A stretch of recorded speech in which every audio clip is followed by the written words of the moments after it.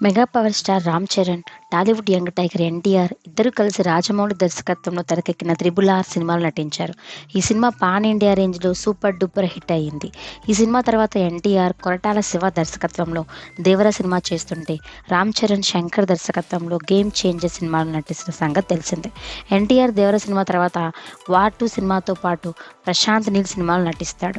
ఇటు 'game changer' cinema తర్వాత రామ్ చరణ్, బుచ్చిబాబు సనా దర్శకత్వంలో 'మైత్రి మూవీస్' నిర్మించే సినిమాలో నటిస్తాడు.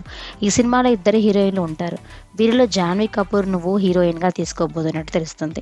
ఈ పాత్ర సినిమాలో చాలా కీలకమని సమాచారం. ఈ సినిమాను పాన్ ఇండియా రేంజ్‌లో తెరకెక్కించే ప్రయత్నాలు జరుగుతున్నాయి. ఇప్పటికే ఎన్టీఆర్ 'దేవర' సినిమాలో నటిస్తున్న జాన్వీ ఇప్పుడు ఎన్టీఆర్ 'త్రిబుల్ ఆర్' సినిమాన సహనటుడైన రామ్ చరణ్‌కు జోడీగా కూడా ఎంపిక కానుంది. పాన్ ఇండియా రేంజ్‌లో క్రేజ్ కోసం జాన్వీని రామ్ చరణ్ పక్కన హీరోయిన్‌గా తీసుకున్నట్టు తెలుస్తుంది. అలాగే ఈ సినిమాలో కాలీవుడ్ నటుడు విజయ్ సేతుపతి విలన్‌గా నటిస్తాడని తెలుస్తుంది. ఇప్పటికే బుచ్చిబాబు దర్శకత్వంలో వచ్చిన 'ఉప్పెన' సినిమాలో విలన్‌గా నటించిన విజయ్ సేతుపతి ఇప్పుడు రామ్ చరణ్ సినిమాలో కూడా నటిస్తున్నాడు. ఏఆర్ రెహమాన్ ఈ సినిమాకు సంగీతం అందిస్తుండగా, 'మైత్రి' మూవీ మేకర్స్‌తో కలిసి నిర్మాత కిలారు వెంకట సతీష్ ఈ సినిమాను నిర్మిస్తున్నారు.